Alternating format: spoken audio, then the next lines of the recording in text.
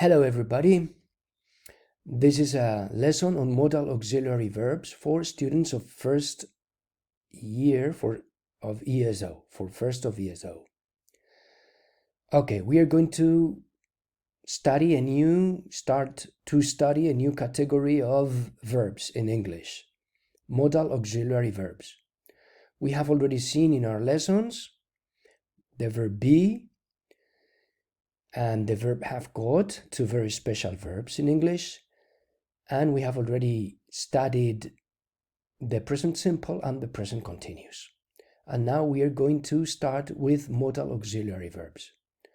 Why are they called modal auxiliary verbs? Well, they are called auxiliary verbs because they always go with other verbs. And these other verbs always go in the infinitive. For example, if I say, I can't swim,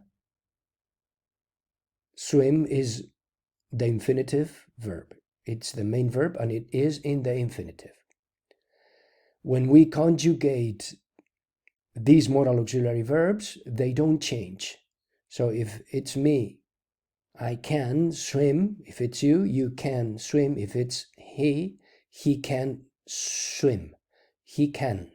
We don't add an S as in the third person singular for present simple. Okay. Why are they called modal auxiliary verbs? They are called modal auxiliary verbs, modal, because they can express a variety of things. What can they express? They can express possibility, advice, consejo, obligation, offering, when you offer to do something, etc. They can express different things depending on the sentence, depending on the verb. Some of them can express different things, and some of them can only express one thing. Okay, they are special verbs. They always go with verbs. They have a meaning, but they cannot function as main verbs.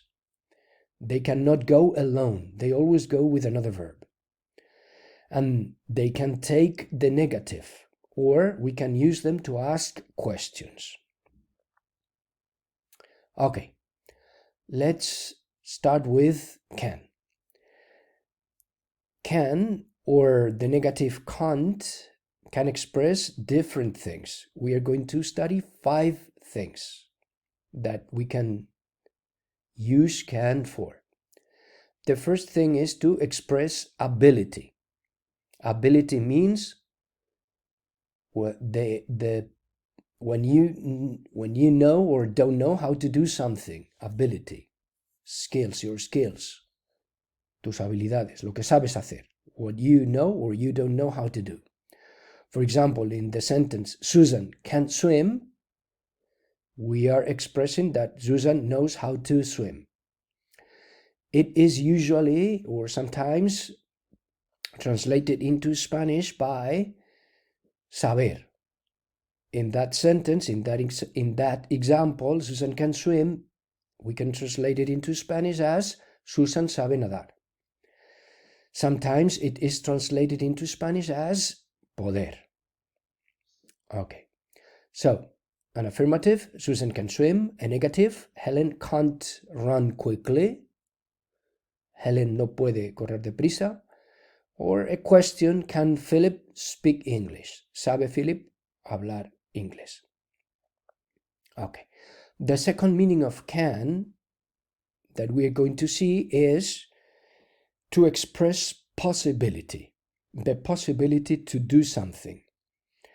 So, when conditions make it possible for something to happen, there is a possibility to do something or not. Yes, there is a possibility or there isn't a possibility to do something. For example, if someone asks you, can you come to my party? ¿Puedes venir a mi fiesta? The answer can be, let me see. Oh, yeah, I can be there at 9. I haven't got much work to do. Yeah, so you are expressing that there is a possibility for you to do that. Puedes ir porque no tienes mucha tarea. So you have the possibility to go. Okay, the third meaning of can is when you offer to do something, or when you offer or suggest things. Yes, you suggest things. We have already seen this in some dialogues that we have studied in class. For example, when you come into a shop and the shop assistant asks you, can I help you? Or how can I help you? He is offering you his help. So this is when somebody offers help or to do something. Another example. I can go with you if you want to. Okay, so you are offering to go with somebody. I can go with you if you want to. Si tú quieres, yo puedo ir contigo. You are suggesting, estás sugiriendo. You are offering yourself to do something. Okay.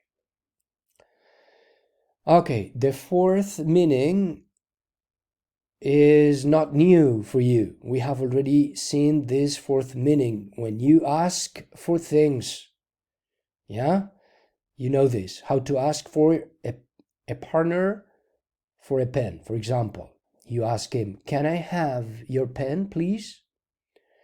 Or when you are sitting at a table having lunch with your family and you want some bread. Can I have some bread, Mom? For example, me das pan. Can I have some bread? So you can ask for things with the verb can. And finally, the number 5 meaning that we're going to see is to express permission. Permission, permiso, to do things. So for example, you can ask your parents for permission to go to a party. Can I go to that party? Mom, it's important for me. ¿Puedo ir a esa fiesta, mamá? Es importante para mí. Can I go to that party? And they can say, yes, you can. No, you can't. Or if somebody asks you, can you come to my party? Sorry, I can't go to your party. My parents don't let me go. Mis padres no me dejan ir. Sorry, I can't go. No puedo ir. Okay?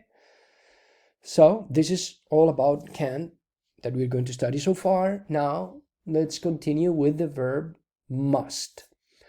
Must, this modal auxiliary verb, is usually used to express obligation, to do something. The obligation that somebody has to do something. La obligación de hacer algo. For example, in the sentence, Lucas must help at home. Lucas tiene que ayudar en casa. Lucas has that obligation in that family, okay? That is his role, one of his roles, uno de sus papeles, okay? We usually translate it by tener que o deber. Lucas must help at home. Debe ayudar en casa o tiene que ayudar en casa. Mustn't. Must not. Mustn't. With mustn't, we express prohibition to do something.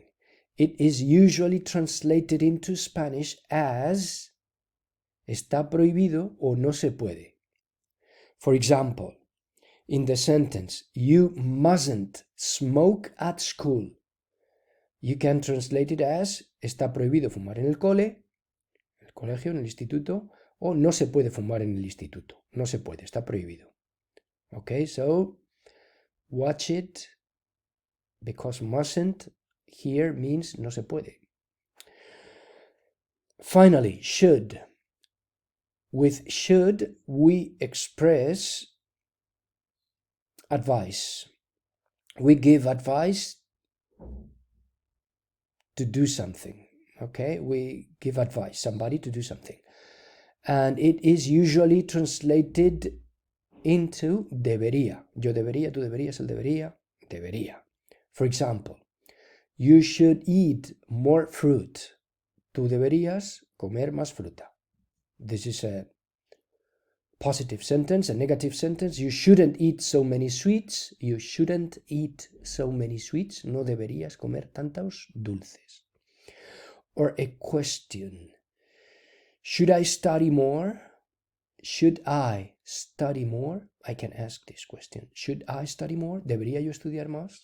To get better results? Para conseguir mejores resultados? So here I am asking somebody to give me advice.